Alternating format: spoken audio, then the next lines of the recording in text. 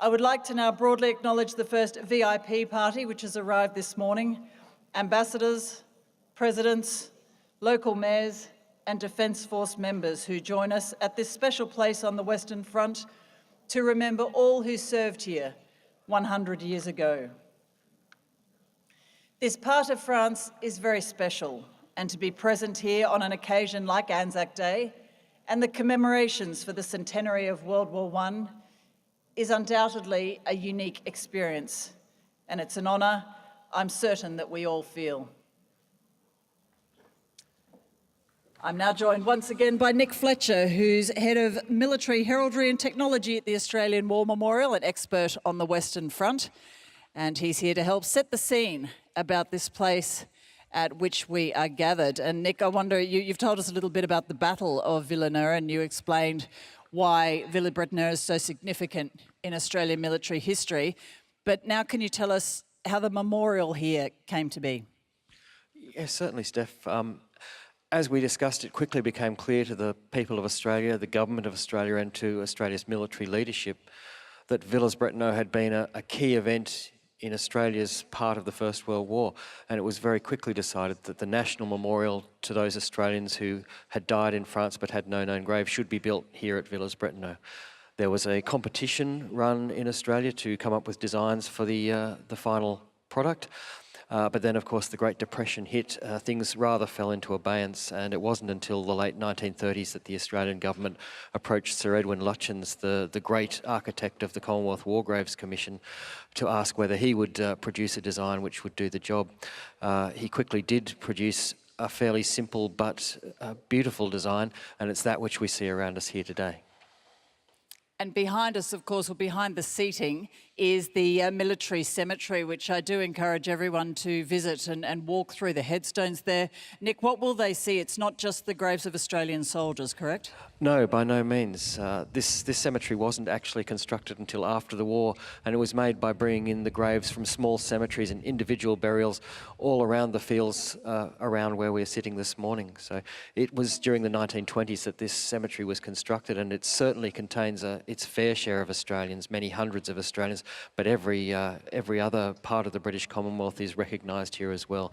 There are numbers of Canadians, South Africans, New Zealanders to be found here, as well as, of course, the ubiquitous British soldiers. Now, ladies and gentlemen, I've said behind you is the military cemetery. Many of you will be aware that behind the memorial is the Sir John Monash Centre, which was opened a little earlier today. Before you tell us what visitors to the centre might experience, Nick, can you perhaps explain why Sir John Monash was so important? Well, Sir John Monash probably came out of the war as being Australia's most famous soldier and its most distinguished. He fought right throughout the war. Pre-war, he was a citizen soldier, a militiaman, and of course a gifted engineer. He had an analytical mind, was of course the son of Prussian Jewish immigrants, so it very possibly could have been that he ended up fighting on the other side had his parents not emigrated to Australia when they did. But a committed scholar of all things military and a very enthusiastic citizen soldier, John Monash was given a role as commander of the 4th Brigade when the AIF was formed in 1914. He led that brigade at the landings at Gallipoli and right through the Gallipoli campaign, including the ill-fated attempt to capture Chunuk Bair at Gallipoli. Following the Gallipoli campaign, he was elevated to command an Australian division as the Australian forces were doubled in size. He gained command of the 3rd Australian Division, which was being formed in the United Kingdom at that stage. And through the early part of 1916, he was instrumental in training that division to a very high pitch indeed, so that they were well prepared by the time they came to France towards the end of 1916. So successes as a leader of a division led eventually in 1918 when General Sir William Birdwood was promoted to Army Command. It was essential that we have a new Corps Commander for the Australian Corps. The Australian government was naturally very keen that it be an Australian, and so it came to be that Sir John was appointed Corps Commander, basically the commander of all Australian troops actually operating in France on the Western Front, and of course he led them to spectacular successes in 1918. And he was knighted by King George V, was he not? He was indeed. There's a common misconception that Sir John was actually made a knight here on the battlefield after the Battle of Hamel. In fact, he became a knight in the King's Birthday Honour List at the end of 1917, so he was already Sir John Monash, but most unusually King George V made the effort to come out here to the battlefield to confer the honours of his award upon him and of course to dub him with the sword in the field, which hadn't been done for many, many years. Just finally on Sir John Monash, he was also one of the driving forces behind the observance of Anzac Day and, if I'm not wrong, the Shrine of Remembrance in Melbourne. Indeed, he was, as we've said, a great citizen both in war and in peace.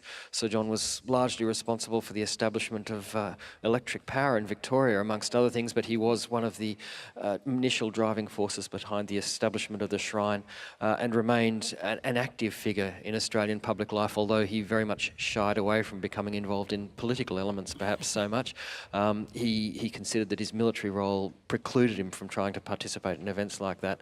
But when he died, his funeral was attended by something like 100,000 Australians, which I think is unprecedented either before or since. Well, he has the centre named in his honour. Just briefly, Nick, can you tell visitors what they can expect there?